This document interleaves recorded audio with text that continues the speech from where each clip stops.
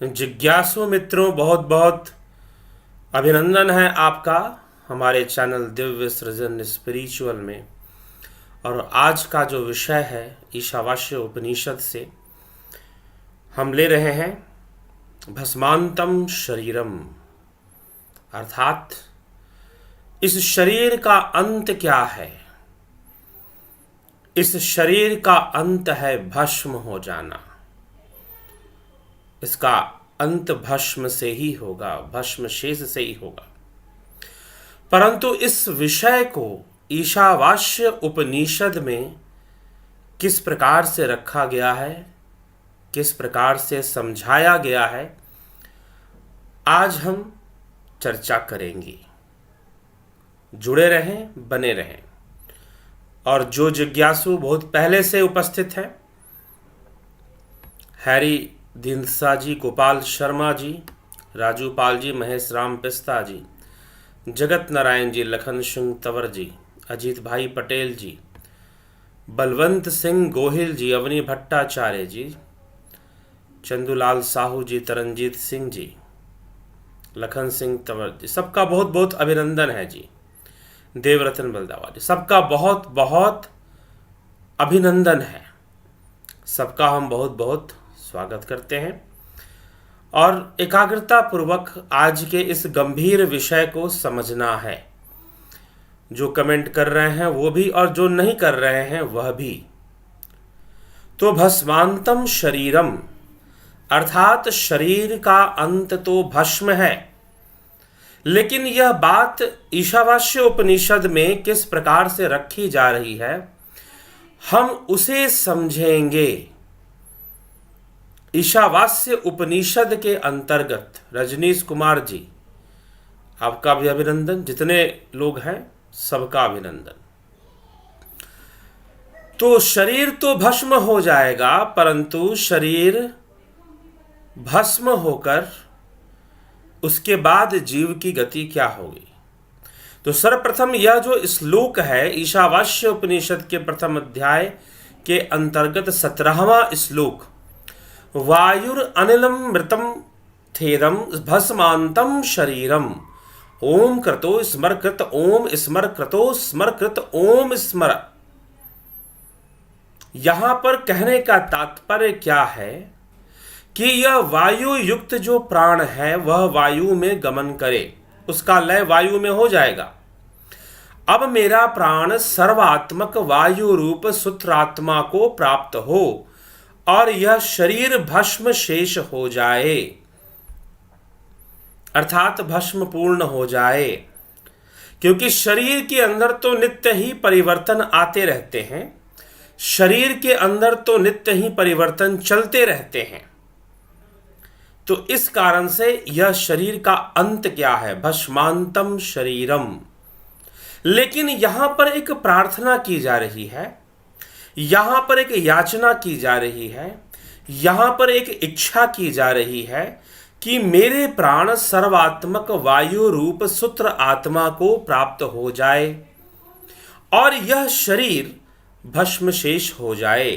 भस्मांतम शरीरम, यह शरीर भस्म हो जाए। हे मेरे संकल्पात्मक मन, अब तू स्मरण कर, अपने किए हुए को स्मरण कर।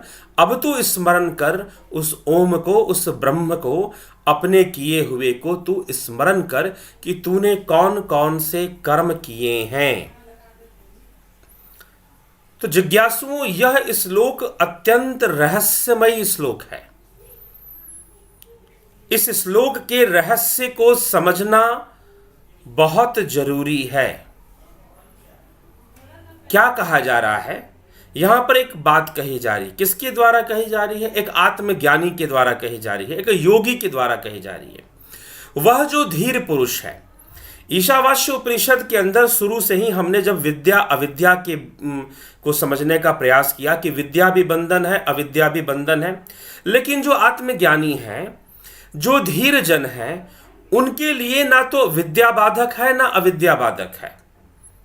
संभूति और असंभूति के बारे में भी हमने अध्ययन किया कि संभूति भी बंधन है, असंभूति भी बंधन है, परंतु जो आत्मज्ञानी है उनके लिए दोनों ही सहायक है। उनके लिए दोनों ही सहायक हो जाती है।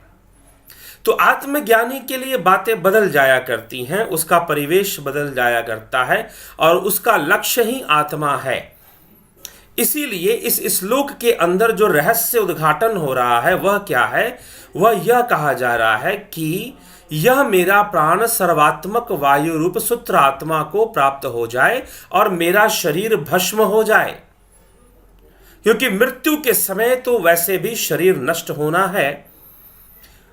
वायु जो प्राण है वह तो वायु रूप है, इसीलिए हम उसे प्राण वायु कहते हैं। प्राण वायु, अपान वायु, व्यान वायु, समान वायु, उदान वायु, यह पंच वायु होते हैं जो शरीर में अलग अलग दिशा में कार्य करते हैं।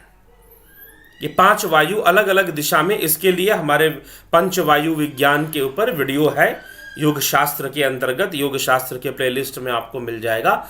आप उसमें जाकर पंच वायु के बारे में सुन सकते हैं, देख सकते हैं। पंच वायुओं के कार्य के बारे में बताया हुआ है। तो यहां पर कहा जा रहा है कि जो प्राण है, जो प्राण वायु है, उसका लय वायु में जाकर हो जाए और यह जो स्थूल देह है वह जलकर भस्म हो जाए। भस्मांतम शरीरम, भस्म शेष अवस्था में वह चला जाए।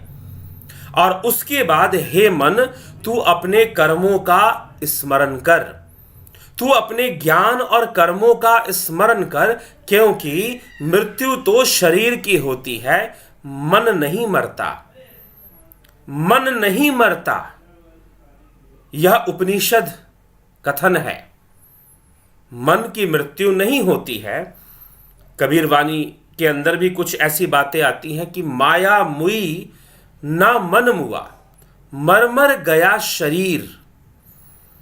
जो कबीर के नाम पर कुछ अलग ही धर्म बनाने में लगे हुए हैं। आज कुछ दिनों से एक व्यक्ति मुझसे ऐसे कुछ दिनों पहले चर्चा किया, उन्होंने कबीर को स्पेशलिटी देने में लोग ये नहीं सोचते कि हम अगर किसी को की महानता गा रहे हैं तो एक बार कम से कम वेद और उपनिषद भी तो पढ़ लें, क्योंकि उनकी रचना बहुत ही प्राचीन है और बाकी रचनाएं बहुत बाद की हैं। तो एक नजरिया उनका बहुत ही अलग होता है, पक्षपाती होता है और सांप्रदायिक होता है, सीधा से कहना होगा। धर्म साधना से मतलब नहीं रहता उनका।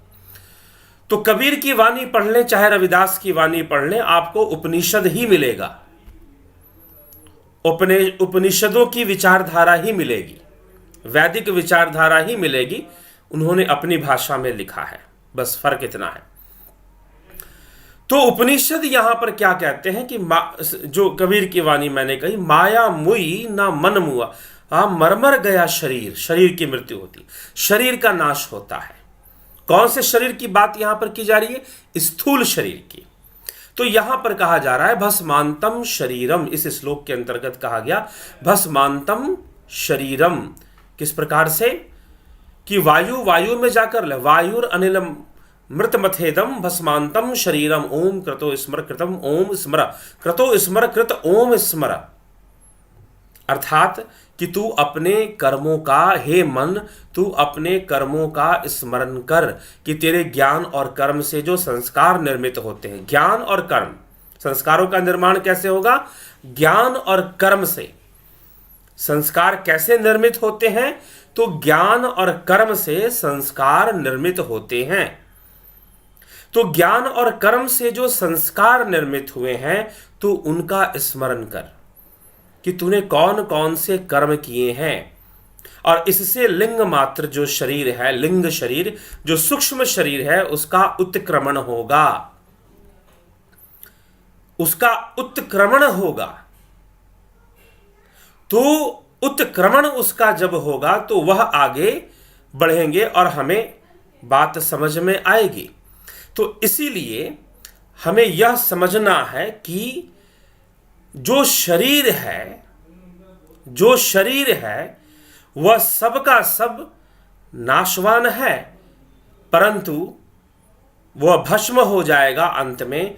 लेकिन जो मन है मन भस्म नहीं होगा, इसलिए तू मन से अपने ज्ञान और कर्म का स्मरण कर ले। यह शरीर तो भस्म हो जाए, वायु प्राण वायु वायु में जाकर मिल जाए और शरीर भस्म हो जाए, और तू मन तो स्मरण कर। यहां पर अब सोचने वाली बात है कि प्राण प्राण चले गए, शरीर भस्म हो गया, लेकिन मन से कहा जा रहा है कि मन भस्म हो जाए। मन को भस्म होने की बात नहीं कही जा रही है, मन के लिए भस्म होने की बात नहीं कही जा रही है। किसकी बात कही जा रही है? मन को भस्म होने की बात नहीं कही जा रही है। बात किसकी कही जा रही है? बात कही जा रही है शरीर की। शरीर भस्म हो जाएगा, लेकिन मन, साथ में मन भी तो भस्म होना चाहिए था, लेकिन मन भस्म नहीं होगा। मन में ज्ञान और कर्म से जो संस्कार निर्मित हैं, वह अगले जन्म का कारण बनेंगे, वह आगे की गति का कारण बनेंगे। तो इसलिए मन को कहा जा रहा है, मन तू स्मरण कर, हे जीवात्मा तू स्मरण कर। क्या स्मरण कर? कि तूने कौन से कर्म किए हैं, तूने कैसे कर्म किए हैं, तू यह स्मरण कर और देख कि तूने क्या किया है, कैसे बंधन तेरे ऊपर है, उनको समझ और उन बंधनों को काट। क्योंकि जब तक तू बंधनों का काट नहीं करेगा, जब तक तू बंधनों का नाश नहीं करेगा, तब तक तेरे जीवन में दुख है, तब तक तेरा जन्म मरण है। क्योंकि डेथ जब होती है, जब मृत्यु होती है, तो स्थूल शरीर का नाश होता है। जो बॉडी है, जो सूक्ष्म शरीर है, जिसके 4 अंग अंतःकरण चतुष्टय के नाम से बताए गए हैं, मन बुद्धि चित्त अहंकार, ये 4 अंग उसके बताए गए हैं, वो कभी भी डिस्ट्रॉय नहीं होते, वो कभी भी नष्ट नहीं होते। ज्ञान और कर्म का संचय संस्कार के रूप में उन्हीं में होता है, उन्हीं में होता है। तो इसीलिए जिज्ञासुओं हमें यह बात भली भांति समझ लेनी चाहिए कि ज्ञान और कर्म का जो संचय है सूक्ष्म शरीर में होता है, मन के अंतर्गत। मन ही उसका हमें बताता है कि क्या संचय है। तो हमें स्मरण करना चाहिए कि हमने कौन से कर्म क्या संचय कर दिए, हमारे बंधन कौन है, कैसे बंधन है, किस प्रकार के बंधन है। उन बंधनों से हमें जान लेना चाहिए, समझ लेना चाहिए और उन बंधनों का निवारण कर देना चाहिए। अग्निदेव से प्रार्थना करनी चाहिए कि हे अग्निदेव, तुम संपूर्ण कर्मों को नष्ट कर दो और हमें अपने वास्तविक स्वरूप में पहुंचा दो, हमें अपने वास्तविक स्वरूप में पहुंचा दो। हम जैसे हैं वैसे ही स्वरूप में पहुंचा दो। वही आत्मरूप है, वही ओम है, वही ब्रह्म स्वरूप है। तो जिज्ञासुओं, यह विषय हमें अच्छे से समझ लेना चाहिए। ठीक, तो यह विषय हमें अच्छे से समझ लेना चाहिए, क्योंकि यह एक रहस्यमय श्लोक है। कई बार किसी ने मुझसे पूछा कि इस श्लोक में ऐसा क्यों कहा जा रहा है कि प्राण का लय हो जाए, शरीर भस्म हो जाए, लेकिन फिर मन से कहा जा रहा है कि तू कर्मों का स्मरण कर। ऐसा कैसे संभव है? जब सब कुछ नष्ट हो गया तो फिर मन कहाँ रहेगा? क्या मन का अस्तित्व रहेगा? हाँ जी हाँ, मन का अस्तित्व रहेगा, मन नहीं मरेगा, मन का अस्तित्व रहेगा। और इसी विचारधारा पर तो संपूर्ण सूक्ष्म जगत हिरण्य गर्भ और हिरण्य पात्र की व्याख्या है। हिरण्य पात्रेण से ही तो हमने व्याख्या शुरू की थी ना इस विषय पर। हिरण्यमय पात्र जो है, हिरण्य गर्भ जो है, उसी से तो हमने व्याख्या शुरू की थी इस विषय पर। तो उसी के लिए कहा वो नष्ट नहीं होगा, वह तो रहेगा, मन रहेगा, मन के अंदर ज्ञान रहेगा, कर्म संस्कार रहेंगे। ज्ञान और कर्म से ही संस्कार निर्मित हो जाते हैं। संस्कार कैसे बनते हैं? ज्ञान और कर्म से। वृत्तियों का निर्माण हो जाता है, संस्कारों का निर्माण हो जाता है। तो हमें यह समझकर चलना है। तो जो कुछ भी है, देखिए मैं अभी बोल रहा हूं, मैं बोल रहा हूं, आप सुन रहे हैं, मैं बोल रहा हूं, आप सुन रहे हैं। तो मैं मुख से बोल रहा हूं, लेकिन मैं कौन हूं? आप सुन रहे हैं, आप कान से सुन रहे हैं, लेकिन आप कौन हैं? क्या आप कान हैं? क्या मैं मुख हूं? जी नहीं। तो वह जीव है, वह अंतःकरण चतुष्टय से बना है, मन बुद्धि चित्त अहंकार से बना है, वह सूक्ष्म शरीर है। तो उसका उत्क्रमण हो जाएगा, वह स्थूल देह का त्याग कर देगा, स्थूल देह भस्म हो जाएगा। उससे अनासक्त हो जाओ, इसलिए भस्म होने का मतलब कि स्थूल देह के प्रति जो आसक्तियां हैं, स्थूल देह के प्रति आसक्तियां हैं। यहां पर श्लोक के अंदर जो भस्मांतम शरीरम लिखा गया है, शरीर को भस्म करने की जो बात कही गई है, वह किस लिए कही गई है? वह इसलिए कही गई है कि हम यह भली भांति समझ लें कि हम शरीर नहीं है। We are not physical body, we are not physical frame. हम क्या हैं? इसीलिए जो जीव है वह शरीर नहीं है। शरीर नष्ट होने पर भी वह रहेगा। फिजिकलिटी खत्म होगी, साइकोलॉजी खत्म नहीं होगी, मन खत्म नहीं होगा। और उसी पर बेस्ड है सारी पैरानॉर्मल स्टडी। सारी पैरानॉर्मल स्टडी कह लीजिए या सूक्ष्म अध्ययन कह लीजिए, सूक्ष्म लोक का अध्ययन कह लीजिए, सूक्ष्म लोक का ज्ञान कह लीजिए, वो सब उसी पर आधारित है। हिरण्य गर्भ का ज्ञान, हिरण्यमय पात्र का ज्ञान होना, अर्थात सूक्ष्म लोक का ज्ञान होना, जो अव्यक्त है, जो इन आंखों से दिखाई तो नहीं देता लेकिन फिर भी अस्तित्व में है। अस्तित्व में है, वो उसका एग्जिस्टेंस है, उसका एग्जिस्टेंस है, वह अस्तित्व में है। ठीक? तो इसलिए हमें वह जो एग्जिस्टेंस है, वह जो सटल एग्जिस्टेंस है, सूक्ष्म अस्तित्व है, हमें उसे जानना चाहिए। वह नष्ट नहीं होता। इसीलिए गोस्वामी जी ने भी कहा, ईश्वर अंश जीव अविनाशी। जीव अविनाशी है, आत्मा के होने से ईश्वर का अंश है, लेकिन वह अविनाशी है। अंश तो वो सर्वदा ही है, क्योंकि संपूर्ण जगत ही ईश्वरमय है, ब्रह्ममय है। यही फर्क है। पाश्चात्य फिलॉसफी, वेस्टर्न जो धर्म है, जो रिलीजन जिसे हम कहते हैं, वह जो है वह क्या है? देखिए, religion is a bonding, religion is a sect, developing a sect. किसी संप्रदाय को विकसित करना, लोगों को जोड़ना is religion. But knowing the self, स्वयं को जानना, इज धर्म। यह धर्म है। धर्मस्य तत्वम निहितम गुह्याम महाजनो येन गता सपंथा। इसलिए उपनिषद धर्म युक्त बातें करते हैं।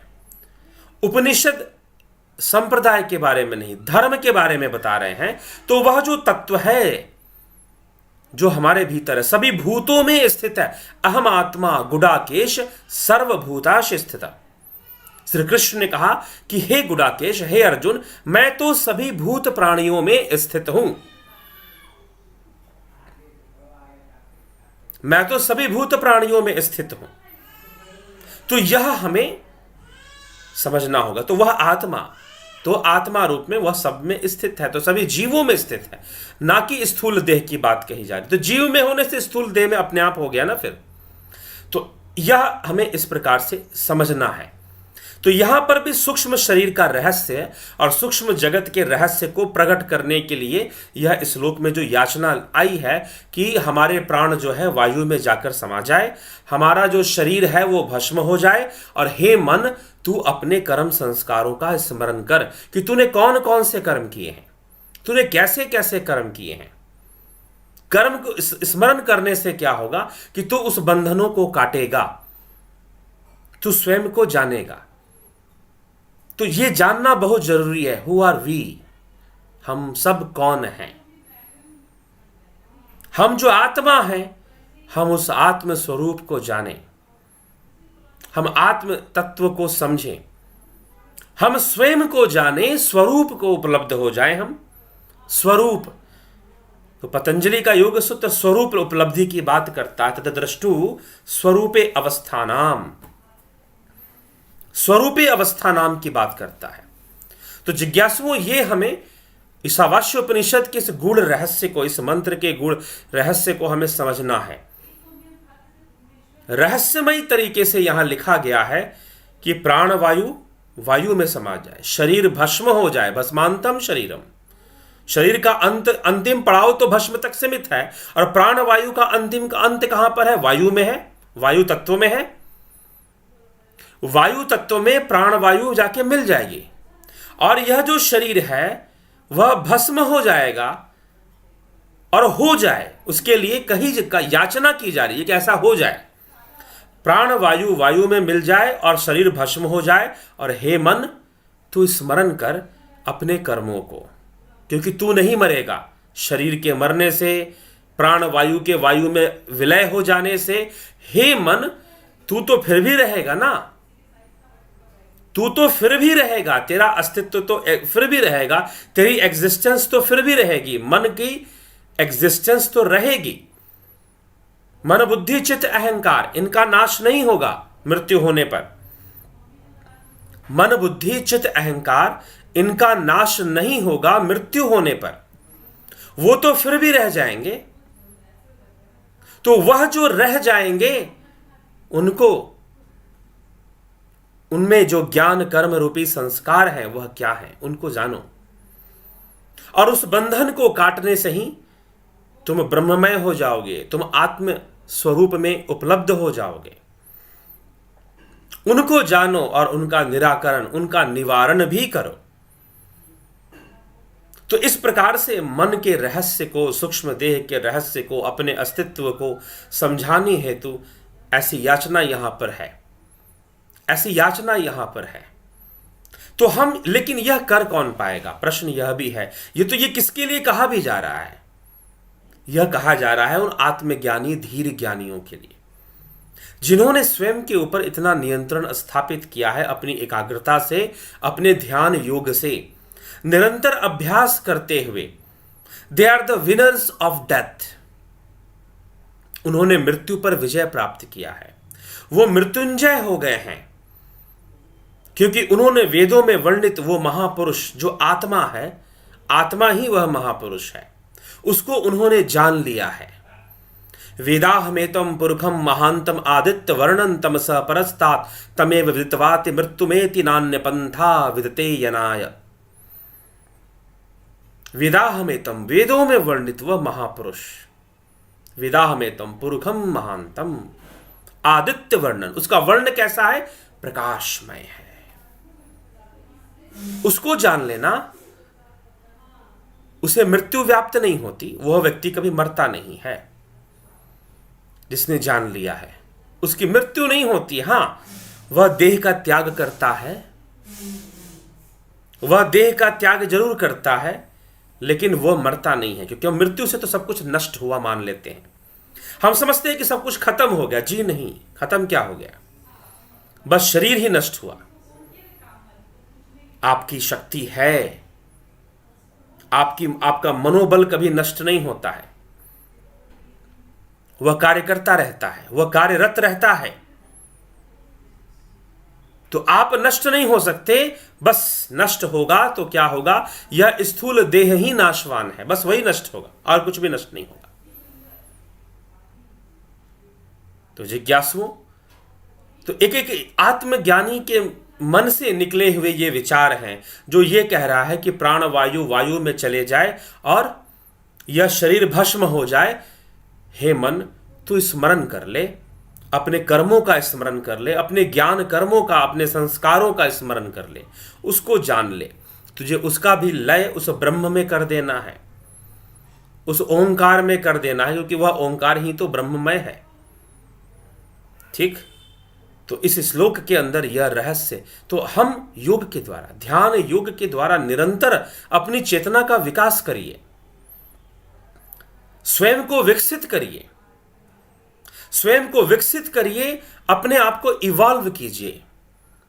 कुछ लोग कहते कि जीवन में दुख कैसे दूर होगा? क्योंकि तुमने अपने सारे सुख कहां ढूंढे? संसार में ढूंढे, भोगों में ढूंढे, धन में ढूंढे, रिश्ते नातों में ढूंढे सारे सुख। तुमने अपने सुखों को कभी अपनी आत्मा में ढूंढा है क्या? तुमने अपने सारे सुख संसार में ढूंढे, बाहरी विषयों में ढूंढे, इंद्रिय विषयों में ढूंढे, क्या अपने सुखों को कभी अपनी आत्मा में ढूंढा है? और तुम भागते हो मृग मरीचिका की तरह, मृग की भांति।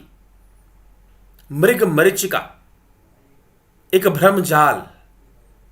रेगिस्तान में बालू की कणों में, जब बालू के कणों पर, रेत के कणों पर जब सूर्य की किरणें पड़ती हैं तो लगता है जैसे वहां पर पानी है। प्यासा दौड़ेगा पानी पीने के लिए, लेकिन प्यास बुझने वाली नहीं, क्योंकि वहां पर कोई पानी नहीं है। तुम सुखी होने के लिए भागते हो, तुम शांत होने के लिए भागते हो, यह गलत नहीं है, यह सही है, परंतु तुम गलत तरीके से भागते हो। बस समस्या यहां पर है।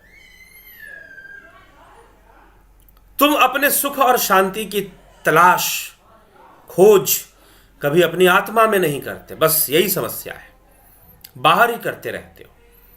ईशावास्य उपनिषद का यह श्लोक हमें वो सामर्थ्य देता है, योगी का सामर्थ्य, एक आत्मज्ञानी का सामर्थ्य, एक आत्मस्थित योगी का सामर्थ्य। वह कह रहा है कि प्राण वायु वायु में मिल जाए, शरीर भस्म हो जाए, लेकिन मन तो मरेगा नहीं। तू अपने ज्ञान कर्म संस्कारों को स्मरण कर ले। जो साधारण जीव है, जो इंद्रिय वशीभूत होकर इंद्रियों के वश में अपना जीवन व्यतीत कर रहा है, वो कभी ऐसा नहीं कर पाएगा। वो कभी ऐसा नहीं कर पाएगा, क्योंकि वह तो इंद्रियों के वश में है, वह तो भावों के वश में है। उसका अपने भावनाओं पर नियंत्रण नहीं है, अपनी सोच पर नियंत्रण नहीं है।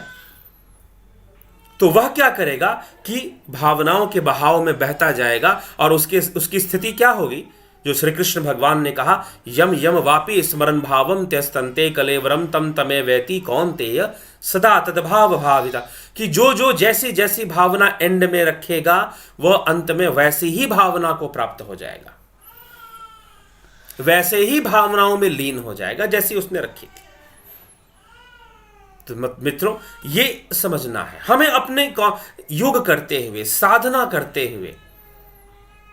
इसलिए कई दार्शनिकों एक हुए, उन्होंने कहा कि human life is full of boredom. लोग बोर हो जाते हैं, अशांत हो जाते हैं, चिंता से ग्रस्त हो जाते हैं। अंत में जरूरत है कि आप आध्यात्मिक रूप से अपने आप को विकसित करें, सेल्फ डेवलपमेंट पर टाइम दें। सेल्फ डेवलपमेंट का मतलब फिजिकल डेवलपमेंट नहीं, स्पिरिचुअल डेवलपमेंट। ठीक, स्पिरिचुअल डेवलपमेंट। अपनी आत्मा का विकास, अपनी चेतना का विकास करिए, विकसित हो जाइए। जब आप अपनी चेतना से विकसित हो जाएंगे तो ऐसे ही बहुत सारी जो चीजें हैं, उनकी समस्याओं का समाधान मिलना शुरू हो जाएगा। वो करने की जरूरत है। और मित्रों, उसी अभ्यास में, प्रयास में मैं लगा हुआ हूं। बस करें करें। कई लोग मुझसे बहुत तरह के प्रश्न करते हैं, उन प्रश्नों का उत्तर मैं देता रहता हूं। तो जितना हो सके उतना करने का प्रयास करता हूं। तो आप इसका लाभ उठाएं और आप भी किसी के कल्याण के साधन बन पाएं, यह भी बहुत बड़ी बात है। आप भी किसी के कल्याण के साधन बन पाएं तो और भी अच्छी बात है। तो चलिए मित्रों, आपके कमेंट्स मैं देखूंगा। और इसी कभी कभी बीच बीच में आपने देखा कि अभी गैप हो जाता है। कल भी लाइव सेशन नहीं हो पाया था, परसों हुआ था, उसके पहले 2 दिन और नहीं हो पाया था। तो यह क्यों नहीं हो पाया, किसी ने प्रश्न पूछा था। तो एक बात हमेशा ध्यान रखिएगा मित्रों, कई बार यहाँ पर आप एक शब्द का प्रयोग करते हैं कि भाई यूट्यूब वीडियो बनाते हैं, यूट्यूबर हैं। तो मैं कोई यूट्यूबर नहीं हूँ, क्योंकि ये यूट्यूब पर वीडियोस देना और ऑनलाइन प्रोग्राम देना तो मैंने ये कोरोना काल में शुरू किया है, उससे पहले नहीं था। हाँ, चैनल था, लेकिन वीडियोस महीने में कभी 1 बार, 2-3 बार टाइम रहा तो हाँ लगातार आती भी थी, नहीं तो नहीं आती थी। 2 साल पीछे जाएंगे तो आपको पता चलेगा पूरे साल में मात्र 7 या 10 वीडियोस इस चैनल पे आई थी, ज़्यादा नहीं। तो कोई यूट्यूब पर इस तरह से लोगों को बताना, समझाना। लेकिन कई लोग पहले से कहते थे नहीं आप ऑनलाइन शुरू कीजिए। मैं उसको नहीं ध्यान देता था, क्योंकि ग्राउंड लेवल पर लोगों से मिलना जुलना और मिलजुल कर उनसे बातें कर उनको साधना के लिए ट्रेन करना, यह बहुत पहले से मैं करता आया हूं। तो वही करने में अच्छा लगता है, आमने सामने बैठकर वही करने में अच्छा लगता है। तो कल भी इसी विषय पर, और 2-4 दिन पहले भी मैं लाइव नहीं आ पाया था, तो इसी विषय पर महाराष्ट्र के अंदर मैं जैसा हूँ आपको बताया, पूना के अंदर तो कई लोग जो मिले, कल भी मैं मुंबई में जाकर ध्यान आदि इन लोगों से मिलना जुलना और ये सब किया गया। तो इसी प्रकार से कार्य करते हुए, हाँ, यूट्यूब एक संदेश पहुंचाने का एक माध्यम मात्र है, तो वह माध्यम का एक प्रयोग किया जा रहा है, बस इतना ही है। कोई यूट्यूब पर वीडियोस बना बना कर डालना, तो बनाने के लिए तो बहुत तरीके हैं ना, बहुत सारे टॉपिक्स हैं, सेंसिटिव टॉपिक्स हैं, सेंसिटिव वर्ड्स हैं और टॉपिक्स हैं जिनको ले लेकर बनाया जा सकता है, अगर यही सिर्फ करना है तो। ठीक है मित्रों, अगर मात्र यूट्यूब पर वीडियोस बनाना ही लक्ष्य होता तो कभी आप लोगों से मिलने के लिए मैं क्या प्रयासरत होता? क्या मैं ये कभी कहता यहां आकर कि जिसको मिलना है और आध्यात्मिक चर्चा करनी है, ध्यान योग के बारे में समझना है, व्यक्तिगत रूप से मिल सकते हैं? मैं कितनी बार कह चुका हूं, और लोगों मिले भी। सच्चाई है कि कई लोग मिले, कल भी लोग मिलने वाले हैं कुछ। ठीक है, इसी विषय में पूना के अंदर, मुंबई के अंदर तो लोग मिले भी। तो ये कभी ना सोचें आप मेरे बारे में कम से कम कि यूट्यूब वीडियोस बनाना मेरा कोई लक्ष्य है, जी नहीं। हाँ, इसके माध्यम से शास्त्रों की चर्चा हो जाती है, आध्यात्मिक चर्चा हो जाती है, प्रेरणा देने के लिए, लोगों तक संदेश पहुंचाने के लिए। और कोई संदेश भी कोई मेरा निजी संदेश तो नहीं है, यह तो लोक कल्याण का सनातन संदेश है। यह तो लोक कल्याण का सनातन संदेश है जो मैं आपको दे रहा हूं। तो यह ग्राउंड लेवल पर बिल्कुल लोगों से मिलकर ध्यान योग की कार्यशालाएं चलाना, वर्कशॉप करना, और ये सारी चीज़ें चलती हैं और आगे भी चलेंगी। हाँ, थोड़ा सा कोरोना के कारण कई तरह की समस्याएं आई, जिससे कि ऑनलाइन ही ज़्यादा चीज़ें करनी पड़ी और ऑनलाइन क्लासेस भी प्रारंभ करने पड़े, कोर्सेज भी प्रारंभ करने पड़े। और ये जब तक ये कोरोना का माहौल है तो थोड़ा तो ये तो चलेगा, लेकिन प्रयास रहता है कि लोग मिले और मिलकर बैठकर ध्यान योग में प्रशिक्षित हों, ध्यान योग के लिए वो प्रशिक्षित हों, उसमें कैसे प्रवेश करना है, ध्यान योग कैसे करना चाहिए, जो है उसको सही से समझें और उसका जीवन में लाभ उठाएं, खुद लाभान्वित हो सके। तो यह उद्देश्य है, इससे मिलजुल कर सारा कार्य चल रहा है। और इसी कारण से व्यस्ततावश यात्रा में रहने के कारण मैंने सोचा कि कोरोना, लेकिन फिर से अभी महाराष्ट्र में आप न्यूज़ सुनते होंगे, फिर से माहौल बिगड़ रहा है, बदल रहा है। सरकार फिर से कई तरह के नियम कानून लगा रही है, घूमने फिरने पर लॉकडाउन वगैरह की संभावनाएं बनती जा रही हैं दिन प्रतिदिन महाराष्ट्र के अंदर। तो चलिए, जो जितने लोग मिल पाए वो मिल पाए, अन्यथा कभी फिर दोबारा इस क्षेत्र में भ्रमण हुआ तो अवश्य। और यह कोरोना का प्रभाव ख़त्म हुआ और ख़त्म ही हो रहा है वैसे तो, परंतु फिर भी जो है कुछ जो रिकॉर्ड्स आ रहे हैं उनको बताकर जो सरकार कदम उठा रही है उसको भी नज़रअंदाज नहीं किया जा सकता। तो इसीलिए उसको समझकर लेकर साथ में चलना है। तो यह ऑनलाइन एक्टिविटी यूट्यूब के माध्यम से चलती रहेगी और लोगों के साथ मिलना जुलना भी यथासंभव चलता रहेगा। तो 1 महीने बाद मैं आसाम की यात्रा पर भी निकलूँगा। ठीक है, पहले से बता देता हूँ, जो आसाम के मित्र हैं, यहाँ पर कुछ लोग हैं जो आसाम से, जोरहाट से हैं, एक माजुली से हैं, गुवाहाटी से हैं, तो सिलचर से हैं, एक भाई साहब फ़ोन करते रहते हैं।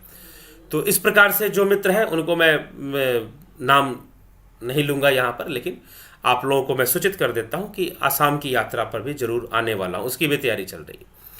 तो ज़रूर लाभ उठाएं उसका, मिलें और आमने सामने बैठकर ध्यान योग साधना सब किया जाएगा। तो मित्रों, यह इस प्रकार से चल रहा है। गुजरात का अभी कोई योजना नहीं है, जब होगा तो ज़रूर बताया जाएगा। तो ये आप पर भी निर्भर करता है मित्रों। अगर गुजरात के बहुत सारे लोग कहें कि हाँ आप एक बार ज़रूर आइए और हमें आमने सामने बैठकर भी हम इसका लाभ उठाएं, तो ज़रूर कोशिश की जाएगी। तो राज्य बड़े बड़े होते हैं, अब जगह एक दूसरे से दूर होती है, लेकिन प्रयास तो फिर भी मैं करता ही करता हूँ यथासंभव जो हो सके। तो जिज्ञासुओं, चलिए आपके कमेंट्स को मैं देख लेता हूँ और कोई जो अच्छे कमेंट्स प्रश्न हैं उन पर भी मैं चर्चा कर देता हूँ। ठीक है, आइए। गोपाल शर्मा जी, गुरु जी आपके सत्संग के अवकाश में मैंने शंकराचार्य के टिप्पणी वाला मराठी ईशावास्य उपनिषद पूरा पढ़ लिया। उसमें नाद को ब्रह्म का ही प्रकट रूप कहा गया। जी हाँ, वो तो है ही, अभिव्यक्ति है, अभिव्यक्ति, ब्रह्म अभिव्यक्ति। घट में प्रकाश का दिखाई देना, नाद का सुनाई देना, ब्रह्म अभिव्यक्ति है। ठीक है, तो यह समझिए, प्रकट रूप होने का मतलब ही है ना कि अभिव्यक्ति। ठीक, उस पर हम आ जाएंगे, आप चर्चा ना करें, उस पर चर्चा आएगी। अभी क्यों चिंतित हो रहे हैं, उस पर चर्चा आ जाएगी। अवी लिम्बाशिया जी, गुरुजी, जिसने ध्यान में तेज देखी और कहा कि ब्रह्म निराकार है, परंतु उस भगवान के तेज के परे देखे तो भगवान का रूप दिखेगा। बात समझ में थोड़ी नहीं आई गुरु। जिसने ध्यान में तेज देखी, तेज देखना एक अलग विषय है, प्रकाश को देखना एक अलग विषय है, और ब्रह्म को जानना एक अलग विषय है। ठीक, उस तेज को देखकर निराकार नहीं कह सकते हैं। निराकार तो निर्विचार है, निर्भाव है, भावातीत है। ठीक है, ये समझना चाहिए।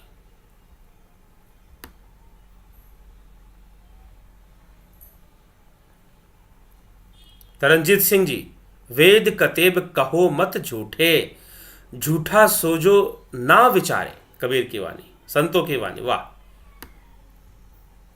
वेद कतेब कहो मत झूठे, झूठा सोजो ना विचारे। बहुत सुंदर। जो विचार नहीं करता, जिसने साधना नहीं की, जिसने ध्यान नहीं किया, वो भला वेद को क्या जानेगा।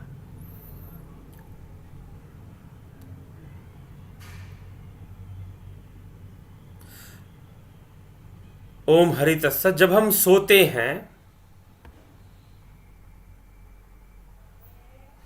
गुरुजी, राम राम गुरुजी, हम मोक्ष क्यों चाहते हैं? हम मोक्ष नहीं चाहते, वास्तव में हम जीवन के अंदर स्थिरता चाहते हैं, हम शांति चाहते हैं।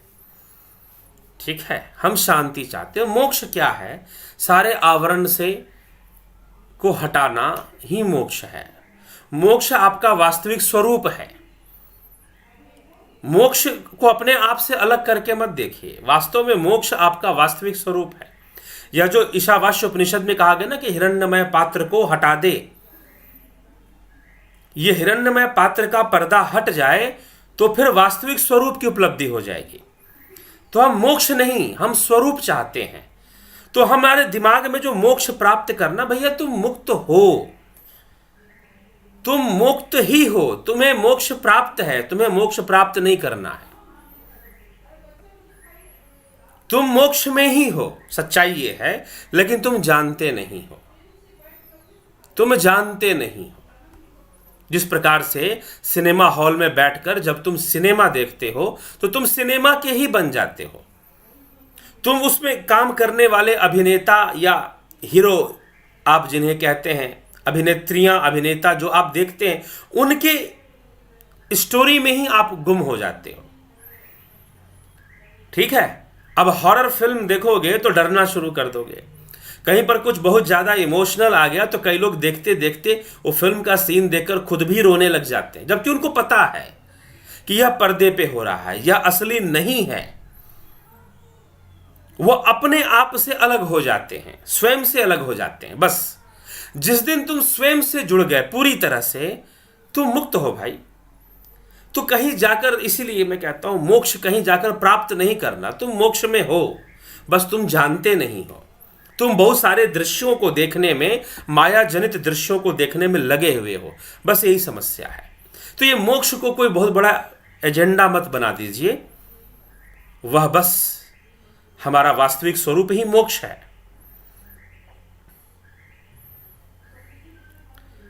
नीरज जी, ओम हरि तत्सत। जब हम सोते हैं तो जो व्यक्ति सो रहे होते हैं वो क्यों दिखाई देते हैं, जबकि हम उनको बिल्कुल भी याद नहीं करते, ना चित्त से, फिर क्यों? जबकि वो जिंदा है।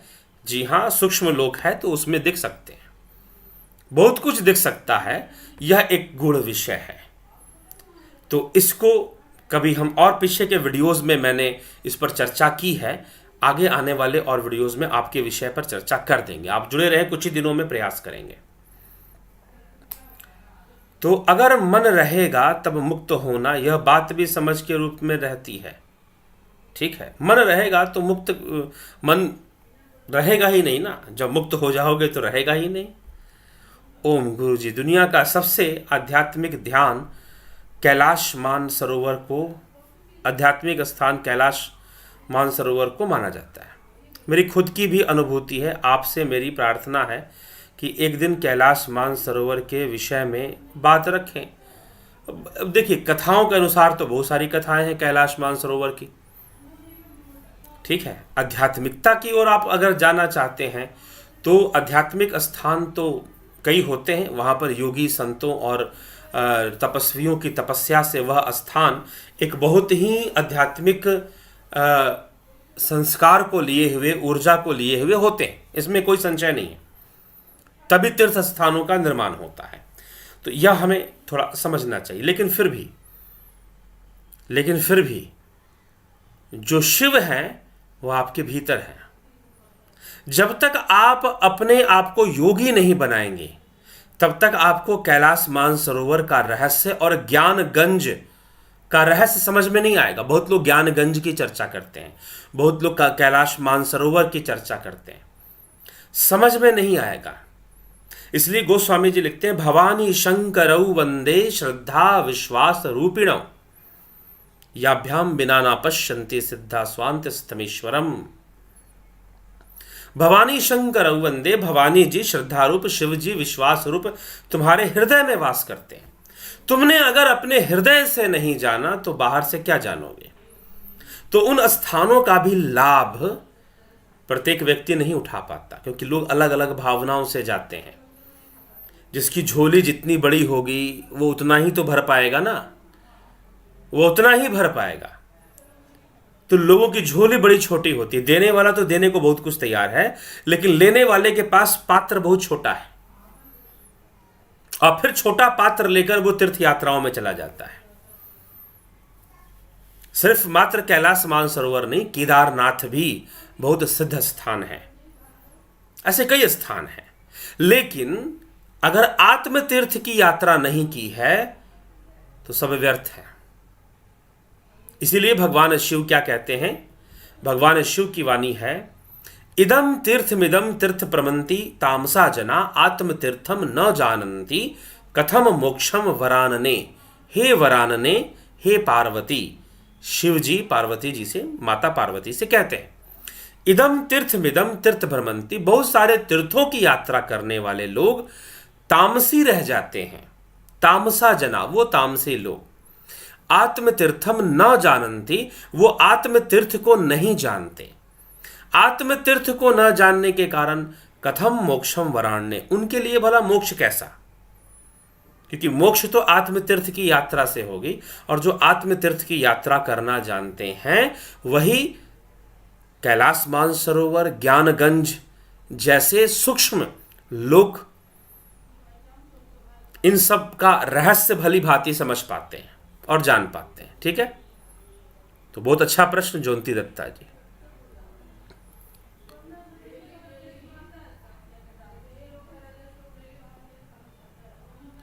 सपने में मरे व्यक्ति मुझसे मिलने आए, क्योंकि वे सूक्ष्म हैं इसलिए सूक्ष्म लोक के द्वारा मिलने आए, लेकिन जिंदा लोग बिना चिंतन के तेजस लोक में कैसे आए। अरे भाई, जिंदा हो चाहे मरा हुआ हो, सूक्ष्म लोक में तो है ही वो। ठीक है, एक आदमी पैदल चल रहा है, एक आदमी गाड़ी चल रहा है, गाड़ी चला रहा है, गाड़ी के भीतर बैठा हुआ और गाड़ी को ड्राइव कर रहा है, तो क्या वो गाड़ी हो जाएगा? है तो वो आदमी ही ना। ठीक है, अगर वो गाड़ी को छोड़ दे तो वह भी उसी पैदल चलने वाले आदमी की तरह हो गया कि नहीं हो गया? फिर तो गाड़ी चलाते हुए भी वह आदमी तो आदमी ही है। तो जीव का जो अस्तित्व है वह सूक्ष्म लोक में है, वह तेजस लोक में है, वह हिरण्य गर्भ में है। भले वह इस शरीर को चला रहा हो, शरीर रूपी गाड़ी का ड्राइवर बनकर इस शरीर को चला रहा हो, क्योंकि उसको बड़ा चलाने में मजा आ रहा है। ड्राइविंग में जब तक खूब मजा आता है ना, आदमी खूब चलाता है, और जब लगता है कि नहीं अब बहुत चला लिया गाड़ी, अब ड्राइवर रखूंगा, मैं खुद नहीं चलाऊंगा, ठीक है, ऐसी उनके अंदर फिर भावना आ जाती है। लेकिन प्रारंभ में ड्राइविंग करने में उनको बड़ा आनंद आता है। ठीक है, तो मित्रों समझिएगा इस बात को। तो क्या अगर वो ड्राइविंग करने लगा तो क्या वो गाड़ी बन गया? वो गाड़ी नहीं बना ना, उसका अस्तित्व तो एक आदमी के रूप में है। वैसे ही जीव जो इस शरीर को चला रहा है, शरीर रूपी गाड़ी को चला रहा है, वह जीव अपने लोक में, अपने सूक्ष्म लोक में है, तो वह भी आ सकता है। जब आप चले जाओगे स्वप्नावस्था में तो वह भी आ सकता है ना, फिर वो क्यों नहीं आएगा? वो भी आ सकता है।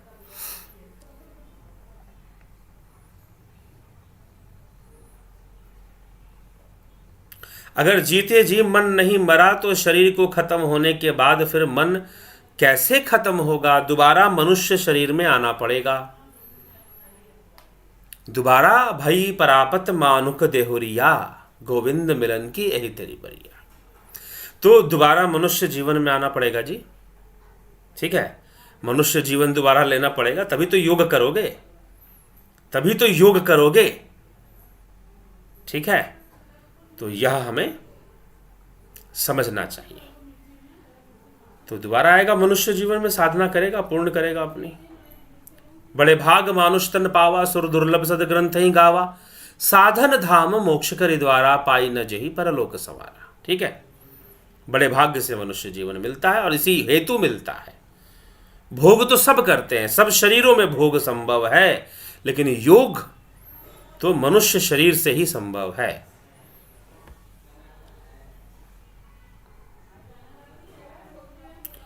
प्रणाम गुरु जी, मुझे सटल नॉलेज जानने में बहुत इंटरेस्टेड रहता है। ऐसा क्यों? अच्छी बात है, रुचि होनी ही चाहिए, अच्छी बात है। दीपक 1215, गुरु जी प्रणाम, सुसाइड करने के बाद आत्मा क्या धरती पर भटकती है? आत्मा नहीं भटकती, वह जीव, वह भूत प्राणी, वह भटकता है। ठीक है, किसी बीमारी से ग्रस्त पर्सन ने अगर सुसाइड कर लिया तो उसको शारीरिक पीड़ा से तो मुक्ति मिल ही गई? प्लीज नहीं जी, नहीं, क्योंकि पीड़ा किसको होती है? पीड़ा स्थूल शरीर को नहीं होती। अगर मान लीजिए कोई व्यक्ति, इसकी मृत्यु हो गई, अब उसके शरीर को आप कष्ट दो, उसके शरीर को आप कष्ट दो, क्या उसे कष्ट होगा? क्या वो रोएगा? क्या वो चिल्लाएगा? क्या वो कोई रिएक्शन देगा? जी नहीं, वो रिएक्शन नहीं देगा, क्योंकि उसके अंदर जो पीड़ा को अनुभव करने वाली जो शक्ति थी अब नहीं है। तो जो पीड़ा है ना, वो उसके मन का विषय था, तो पीड़ा तो उसे रहेगी। हाँ, जो शरीर के फिजिकल बॉडी के माध्यम से जो पीड़ाएं आ रही थी वो रुक जाएंगी, लेकिन जो पहले से जो पीड़ा है, पहले से जो उसे मलाल है, जो दुख है, वो रहेगा उसके अंदर। वो जल्दी खत्म होने वाला नहीं, उसको समय लगेगा। ठीक है, खत्म होने में।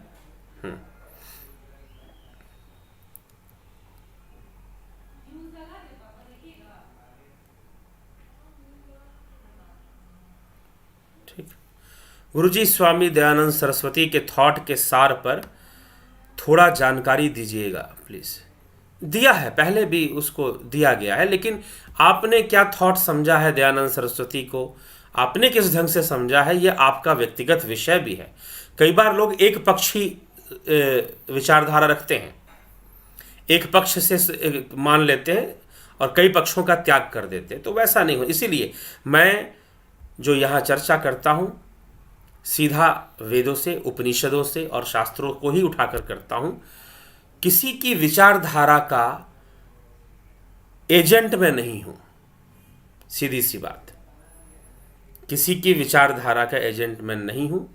शास्त्र सम्मत बातें हमें समझ में आए, और कॉन्सेप्ट्स, लाइफ के जो कॉन्सेप्ट्स हैं, जो हमारे व्यक्तित्व के जो कॉन्सेप्ट्स हैं, सूक्ष्म शरीर, स्थूल शरीर, कारण शरीर, आत्मा, जीव क्या है, चेतना क्या है, लोगों को समझ में आए और शास्त्रानुकूल समझ में आए और साधना के मार्ग पर वह लगे, यह उद्देश्य से चैनल चलता है। और दयानंद सरस्वती, महर्षि दयानंद सरस्वती के बारे में पीछे कहीं कहीं पर चर्चाएं होते आई हैं, लेकिन पूरी तरह से वो क्या कहते हैं इस बात को लाने का अभी तक कोई सीधा प्रयास नहीं हुआ है, क्योंकि क्योंकि हम आज के समय में लोग विषयों को सांप्रदायिक बना देते हैं।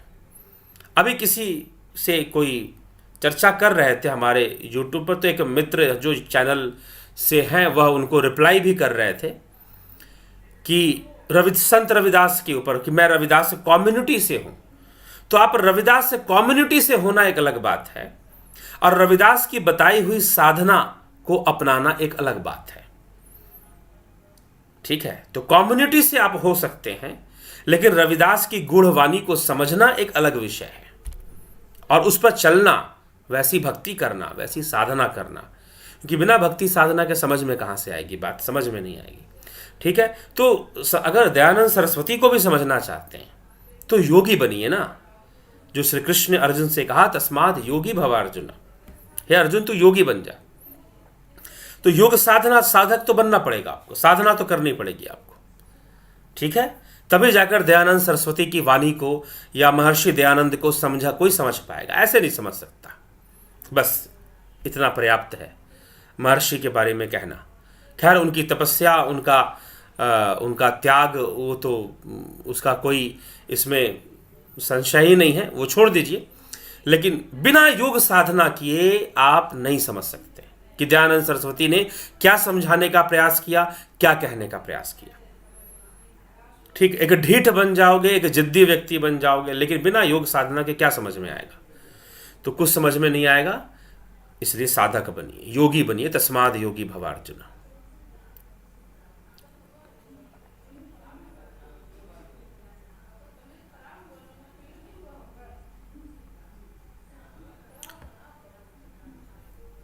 पूनम सूरी जी, आदिगुरु शंकराचार्य कहते हैं कि मनोबुद्धि चित्त अहंकार मैं नहीं हूं, मनोबुद्धि अहंकार चित्तानि नाहम। जी हाँ, बिल्कुल कहते हैं। फिर यह भी नश्वर कैसे नहीं? यह नश्वर कहने का, नश्वर तो है वो, लेकिन उसका विनाश नहीं होता। देखिए, दो शब्द है, एक है नष्ट हो जाना और एक है मोक्ष हो जाना।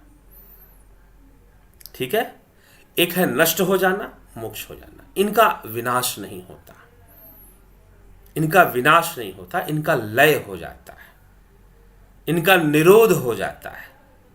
ठीक है, इनका विनाश, जैसे कि शरीर का विनाश होगा ना, प्राणों का विनाश होगा, वो लय अपना उसमें चले जाएंगे, शरीर जलकर भस्म हो जाएगा, भस्मांतम शरीरम। लेकिन जो अंतःकरण चतुष्टय है, उनका विनाश नहीं, उनका मोक्ष होगा, उनका निरोध हो जाएगा। ठीक, बस शब्द प्रयोग का विषय। तो नश्वर शब्द ज्यादातर विनाशशील, जो विनाशशील वस्तु हैं उनके लिए नश्वर शब्द है। ठीक, तो इसको इस ढंग से समझना चाहिए। तो जिस प्रकार से शरीर नष्ट होता है, वैसे मन बुद्धि चित्त अहंकार नष्ट नहीं होते, उनका अंत में लय होता है। उन लय भी नहीं, निरोध हो जाता है, रुक जाते हैं वो।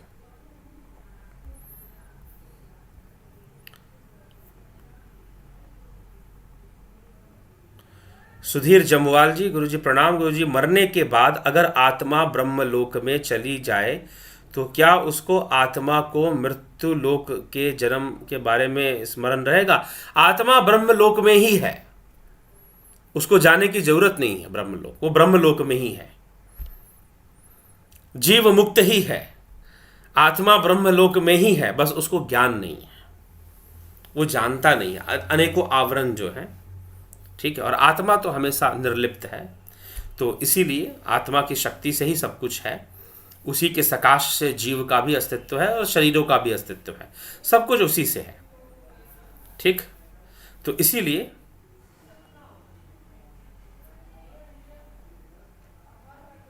हमें समझना है। ठीक है, चलिए आगे चलते हैं। ओम गुरुजी, आज के विषय में खुद को जानने का ज्ञान मिला, आप जैसा योगी दुनिया के लिए सदा जरूरी है। ऐसे ज्ञान करोड़ रुपए में भी नहीं, और ज्ञान तो अनमोल ही होता है, उसका क्या मोल हो सकता है? करोड़ रुपए क्या, वह तो उसके लिए तो जिज्ञासु और प्यासा बनना जरूरी है, तब जाकर होगा। सुरेश पाटिल जी, सर जी वंदन। साधना की बात, ऑनलाइन साधना की बात करते हैं, क्या यह सम्मोहन प्रक्रिया का एक अंग है? जी नहीं, सम्मोहन नहीं, यह तो अंतर्मुखी होने की प्रक्रिया है, ध्यान योग की प्रक्रिया है। ठीक,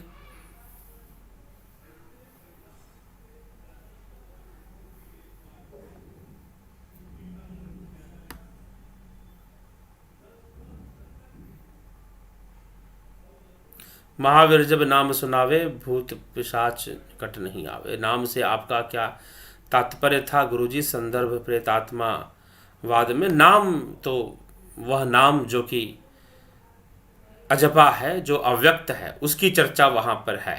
थोड़ा सा यह गुण विषय है, दिशा कहीं और निकल जाएगी फिर। ठीक है, जो समझ पा रहे हैं ठीक है, नहीं तो बाद में चर्चाएं होती हैं, और जो जुपिटर मेंबरशिप ज्वाइन करते हैं उनको ये बात समझा दी जाती है। चलिए ठीक है।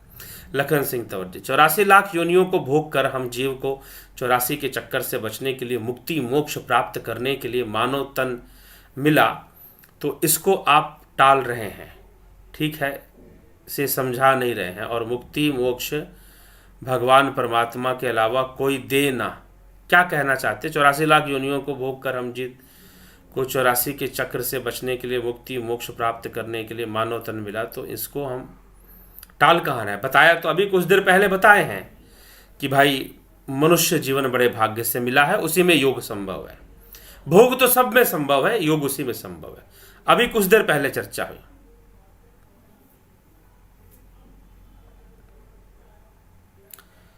तो यह विषय है जी। आप किसी ग्रंथ में लिखी बात करते हैं, ग्रंथ लिखने या लिखवाने की भी बात करें। किसी भी ग्रंथ की बात नहीं करते हम शास्त्र की बात करते हैं। ग्रंथ एक अलग चीज है, शास्त्र एक अलग चीज है। ठीक, ग्रंथ और ग्रंथ के अंदर बहुत कुछ आ जाएगा। ग्रंथ आप किसी बहुत मोटी पुस्तक के लिए भी ग्रंथ कह सकते हैं, लेकिन सबको शास्त्र नहीं कह सकते। हर विषय को आप शास्त्र नहीं कह सकते। तो यह फर्क, इसकी पहले कई वीडियोज शास्त्र क्या है ये समझाया गया कि वास्तव में शास्त्र क्या है। तो उन सब हर विषय को आप शास्त्र नहीं कह सकते। ठीक, तो यह एक अलग ही विषय। तो ग्रंथ एक अलग विषय है, शास्त्र एक अलग विषय है। तो ग्रंथ लिखने या लिखवाने की भी लिखने और लिखवाने की कोई बात नहीं है। हाँ, ग्रंथ कई लिखे जा सकते हैं, शास्त्र कई नहीं लिखे जा सकते। ठीक है, शास्त्र 6 शास्त्र जो है वो कई, हाँ, उन्हीं के ऊपर आप ग्रंथों की रचना कर दीजिए शास्त्रों का आधार लेकर। ठीक है, तो इसलिए शास्त्र एक निश्चित विचारधारा है, निश्चित। ठीक ना, और ग्रंथ उस विचारधारा पर अनेकों ग्रंथों की रचना हो सकती है, वो एक अलग बात है। तो लिखने वाला शास्त्र सम्मत लिख रहा है, शास्त्र विरुद्ध लिख रहा है, क्या लिख रहा है वह तो उसके अध्ययन से पता चल जाता है। तो शास्त्र लिखी बातें करते हैं, ग्रंथ लिखने या लिखवाने की भी बात करें। क्या जाने कौन पवित्र संत या पाखंडी साधु, यह तो अनुभव से पता चलेगा ना। यह तो हम साधना करेंगे तो हमें अनुभव से पता चल जाएगा कौन किस नियत से काम कर रहा है। ये तो हमें खुद समझना चाहिए, कौन किस उद्देश्य से क्या दे रहा है, कौन भीड़ इकट्ठा करने के लिए दे रहा है, कौन लोक कल्याण के लिए दे रहा है, क्या है। यह हमें अपनी, यह विवेक दृष्टि है। यह विवेक दृष्टि है कि आप अपने विवेक से क्या समझते हैं और क्या नहीं समझते हैं। रही बात पाखंड और पाखंडी कहने वाले, तो कई लोग कईयों को पाखंडी कह देते हैं। ठीक है, कई लोग कई लोगों को पाखंडी कह देते हैं। तो कई बार एक सांप्रदायिक विचारधारा भी होती है किसी को पाखंडी कहने के पीछे। तो कई बार सांप्रदायिक विचारधारा से ग्रसित लोग, संस्थानवादी लोग जो हैं, वो अपनी संस्था और अपने संस्थान के जो मुखिया गुरु हैं उनके अलावा सबको पाखंडी बताते हैं। जो संस्थानवादी कुएं के मेंढक बैठे हुए हैं, कुएं कोई अपने कुएं से बड़ा उनको कुछ दिखता नहीं है, तो वो अपने गुरु और अपने संस्थान को छोड़कर सबको पाखंडी ही मान लेते हैं और यही प्रचार करते रहते हैं। तो बाद में प्रमाणित होता है कि वो खुद ही सबसे बड़े पाखंडी साबित हो जाते हैं। तो ऐसे भी हो जाता है। तो इस पर, ये तो विवेक का विषय है, हमें ऐसे विचार नहीं करना चाहिए। शास्त्र जीवन रहस्यों को खोलते हैं, शास्त्र जीवन रहस्यों को खोलते हैं। शास्त्र गुरुवादी नहीं बनाते, शास्त्र पीछे नहीं लगाते, शास्त्र तो जीवन के जो सूत्र हैं उसको समझाते हैं। बस वो ये नहीं कि इसको मानना शुरू कर दो, इसको पूजना शुरू कर दो, इसको, ये शास्त्रों का काम नहीं है। शास्त्र रहस्य प्रकट करते हैं, रहस्य उद्घाटन करते हैं। ठीक, तो यही मुख्य विषय है। अवनी भट्टाचार्य जी रहस्यमय लोक के बारे में जानने में पीछे जन्म से रिलेटेड हो सकता है। बिल्कुल हो सकता है जी, हो सकता है, पिछले जन्म से रिलेटेड हो सकता है।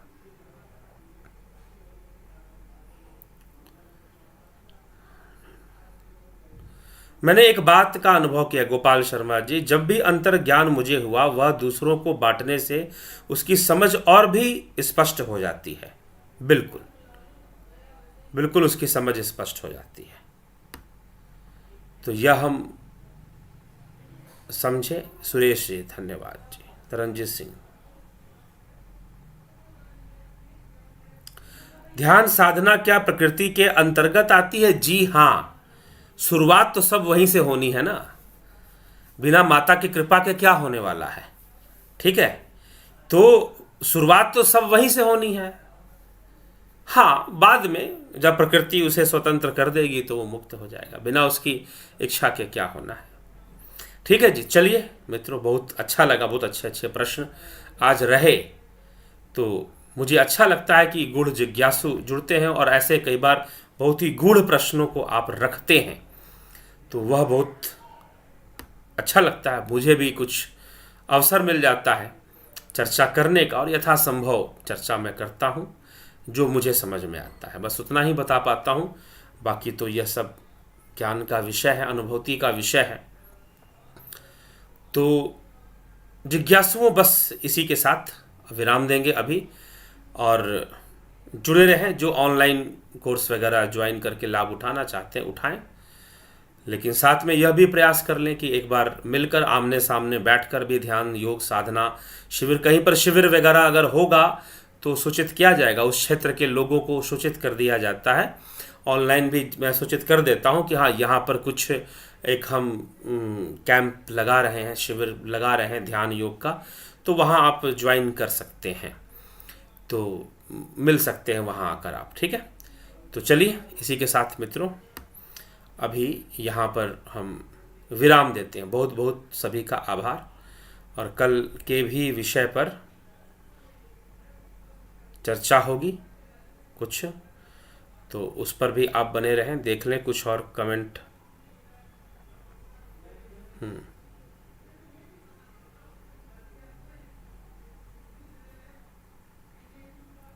हाँ जी, ठीक है, तो चलिए इसी के साथ विराम देते हैं। बहुत बहुत आभार आप सभी का।